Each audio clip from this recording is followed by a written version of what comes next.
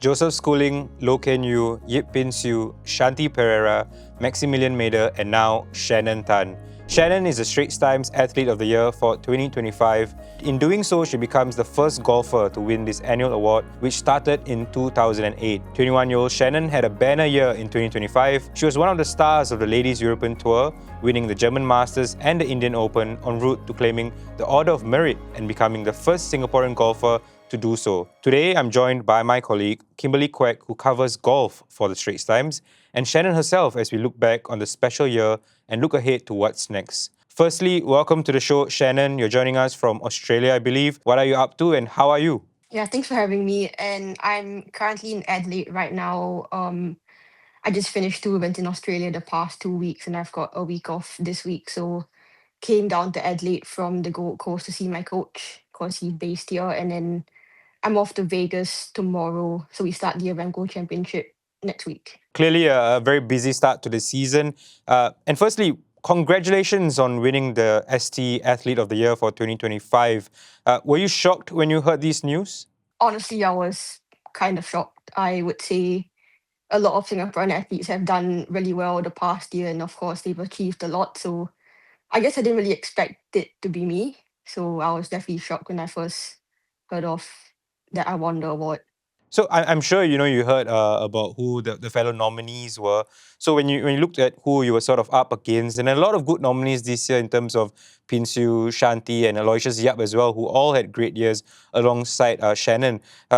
What gave Shannon the edge? Yeah, so I mean, the competition was very stiff. We had a lot of athletes who had standout years, which is encouraging for Singapore sport. But Shannon has achieved what no other Singaporean golfer has. She's paving the way for those back home here, and she won 2 titles on the Ladies European Tour, won the Order of Merit, and that requires a lot of consistency. Also, the season stretched from February all the way to November, and she delivered week after week. So I think that was kind of what gave her the edge. So Kim, I have to ask, right, in terms of covering her as a reporter, how much joy does it give you to see an athlete doing so well on the course? Yeah, it's really nice. I think the first time that we spoke was probably when she was 19 or 18 and she was just going to college. She had, I think, earned a scholarship to join to play D1 golf in the NCAA, and to see how she's progressed and how she's making history for Singapore and for herself is just really amazing. Yeah. Shannon, in just 2 full seasons, you've made a strong impact on the Ladies European Tour. What do you think has helped you to adapt to this life of being a professional?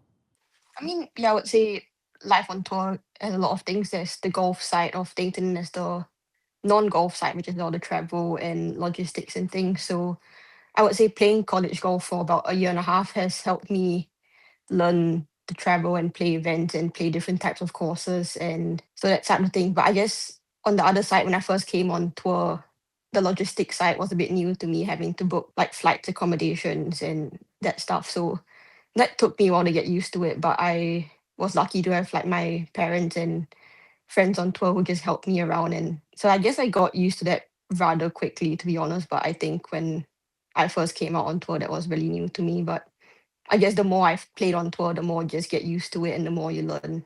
What do you feel about doing so, in terms of the fact that you're beside players like Charlie Hull, Georgia Hall, Lynn Grant? Do you feel, does it still feel amazing that you're alongside these players and winning stuff like that? Yeah, I think it's definitely a really big honor to be amongst those names. For me, when I was growing up, when I was like 14, 15, 16, I was watching them in that stage. And I guess from being able to look up to them being playing alongside them, and then also being an Order Merit winner amongst those names definitely means a lot to me, and it's a great honor. And which point do you feel like you had that, okay, I belong here now moment?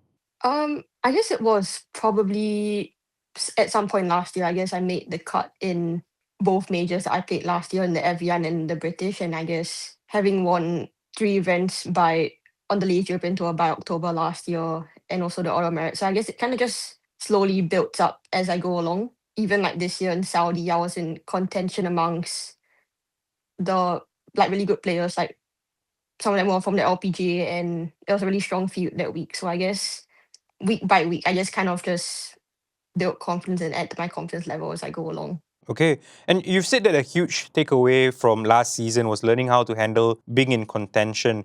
What did you mean by that? And what did it teach about yourself? I guess being in contention. I've been in contention a few times in that stretch from May and June, being in that final group, the last round, and there's definitely a lot more pressure on the last round compared to all the other rounds because it kind of feels like it matters a lot more since you only got like 18 holes or less to go and you can see what your opponent's doing and things like that. As I kept putting myself in that situation, I guess I learned just to focus on myself firstly because I couldn't control what everyone else was doing, and I guess secondly just being used to being in that situation and just being used to that pressure. So I guess it's just gaining experience in and just keep putting yourself in that situation and you just sort of learn how to cope eventually.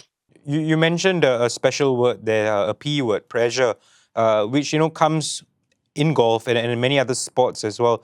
How do you deal with pressure? How do you deal with what happens on course? I guess first of all, I just try and tell myself that pressure is a privilege. And um, I remember that one situation before the first round of the final event last year, where it was me and Mimi Rhodes that were battling up for the Order of Merit title. And I think my caddy spoke to me before the round, and because I told I was really nervous, and I don't really get nervous before, like that nervous before a round. So yeah, he was just saying like pressure's a privilege, and a lot of people would want to be in my situation, in that position, battling up for the Order of Merit. So I should just view it positively and just know that, yeah, like it's definitely a privilege to be in that situation. So I guess that's one thing that helped me view it differently. Kimberly, just want to also ask, we've seen some stories of how some causes in Singapore are closing down and sort of people who still want to play golf, find it a bit harder to play golf. In the context of all that, what does Shannon's victories and triumphs overseas mean for Singapore golf? And why is it important that we have a trailblazer, flag bearer like Shannon? I think role models are always important. And, Shannon talked about how she looked up to Georgia Hall and Charlie Howe growing up, and now she's playing alongside them. So, internationally, global names are, I guess they always encourage people to get into the sport, but I guess having someone from your own country representing, playing well on the international stage is different also because it shows you that someone back home has kind of shows you that it's possible to do this. And I think that only will encourage more and more people to get into the sport. People have been following Shannon's journey, and hopefully that results in more people pursuing their own dreams and any aspiring golfers to pursue the same thing as well. Yeah. So you've covered events in Singapore which Shannon has competed in. In and around those events, do you see small kids, children go up to Shannon and sort of, do you see the effect? Yeah, I think when so Shannon has played in the past two HSBC Women's World Championships, and I think Singaporeans definitely do turn up to watch her. I think she also conducts some workshops or she's involved in some programs there to talk to some junior golfers, kind of coach them a bit. So yeah, in that sense, you see her giving back. You see people also getting interested in her journey, interested to follow her, interested to pursue the sport. So that's all very encouraging as well. Wonderful. Shannon, how does that make you feel hearing that? And also, how seriously do you take this role of being a role model? I guess, yeah, firstly, being a role model is definitely a big role. And of course, there's people that are going to look up to you. And I guess examples of role models can be like Joseph Schooling. Once he won the gold medal at the Olympics, you could see more people taking up swimming. So I guess I kind of hope to do the same thing and hope to do well so that more people and juniors and kids would want to take up golf and learn more about the game. And I guess, yeah, in effect of that, I played HSBC this year and last year, and it was really nice to see a lot of juniors around and being interested in the game and wanting to watch golf, and that's just really nice to see overall. And so for the juniors who want to pick up golf, what would be your first advice? I think my first and biggest advice would be just to have fun and enjoy the game. That's always been a big thing for me. I feel like even right now, I feel like even I try and have fun. Like that's my most important thing, to just have fun and enjoy being out there on the golf course. That's probably the biggest advice I'll give to juniors. And you just have to enjoy being out there on the course and enjoy practicing, enjoy hitting balls, enjoy doing all that. Life on tour can be quite demanding, and you spend a lot of time away from home. What do you miss most about home, and how do you still stay connected? Besides the calls and the video calls that you will do, what keeps you connected to home? Well, one thing I miss most about home, first thing that comes to mind is food.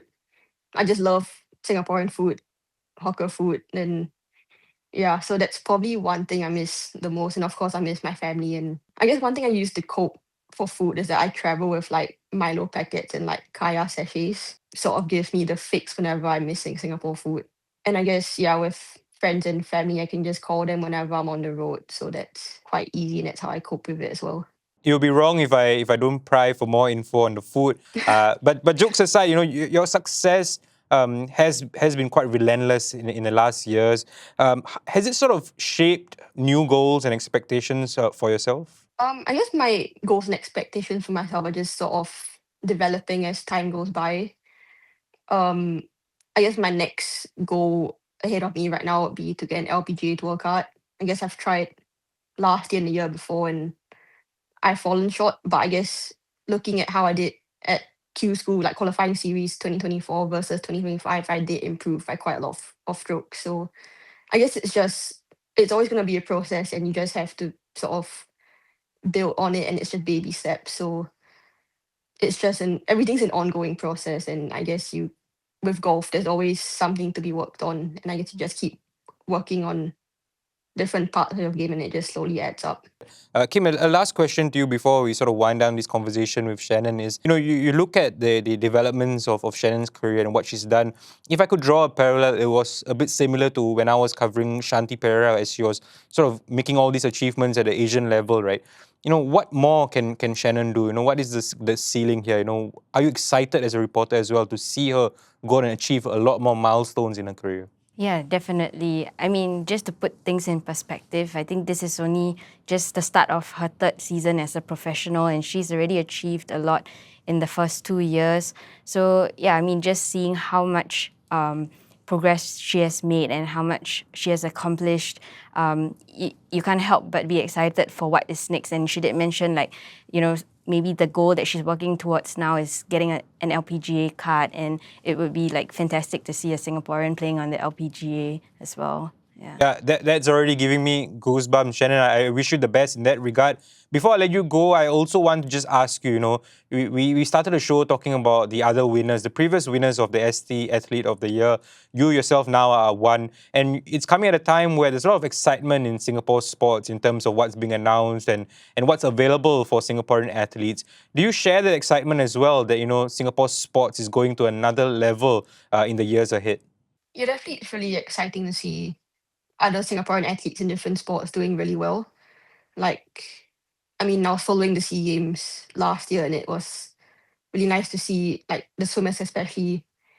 They had a really good year last year, and Shanti had a really good year at the SEA Games as well. So it's definitely really exciting to see Singapore sport as a whole progress as the years go by, and just seeing Singapore athletes perform really well on the world stage as well. Wonderful way to end the show. Shannon, once again, thank you for joining us and taking us through the year that you've had. You're certainly on a very inspiring journey. Wishing you the best for the rest of the season. Once again, thank you. Thank you, and thanks for having me.